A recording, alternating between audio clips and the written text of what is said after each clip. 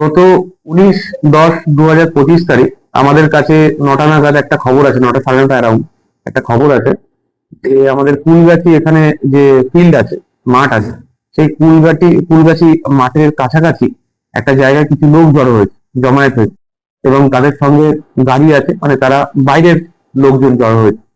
এই খবরটা পাওয়ার পর আমরা যখন সোর্স ইনফরমেশনটা পাই, তারপরে আমাদের পিসি টিমকে আমরা ইনফর্ম করি। আমাদের পিসি টিম এবং আমাদের থানার অফিসাররা তারা সেখানে মুভ করে। সেখানে মুভ করতে যখন আমরা কাছাকাছি স্পটে পৌঁছাই, সেই কাছাকাছি স্পটে পৌঁছে আমরা দেখতে পাই মানে কিছু লোক জড়ো হয়ে আছে, এবং গাড়িটা দেখে, পুলিশের গাড়ির আলো দেখে ওরা পালানোর চেষ্টা করে। বেশ কিছু দূর তাড়া করে চেস করে আমরা দুজনকে ধরে ফেলি।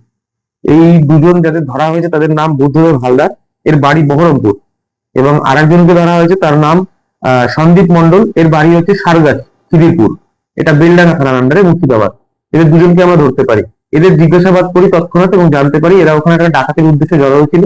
যেহেতু বিগত বেশ কিছুদিন ধরে আমাদের ওই চত্বরটা খুব সেন্সিটিভ হয়ে আছে, পুজোর সময় এবং এই সামনে শীত আসছে, বরাবরই ওই চত্বরটা একটু সেন্সিটিভ থাকে। তো ওরা ওখানে বেশ কিছু বাড়িকে টার্গেট করেছিল ডাকাতি করার উদ্দেশ্যে।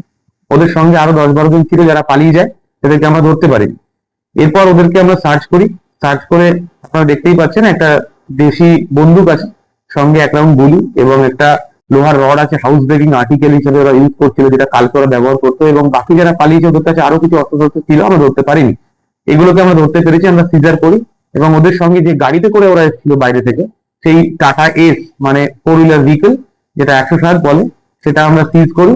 এই 4টে জিনিস আমাদের সিজ হয়েছে, এবং ওদের কাছ থেকে মোবাইল টোবাইল গুলো আমরা পেয়েছি। এবং আজকে ওদেরকে আমরা কোর্টে তুলবো এবং পিসি রিমান্ড চাইবো, যাতে এর পেছনে আর কারা কারা ছিল এবং কোথায় কোথাও ওরা টার্গেট করেছিল, এবং এর আগে পূর্ববর্তী সময় ওরা কোথাও ক্রাইম করেছে কিনা এটা আমরা জানার চেষ্টা করছি।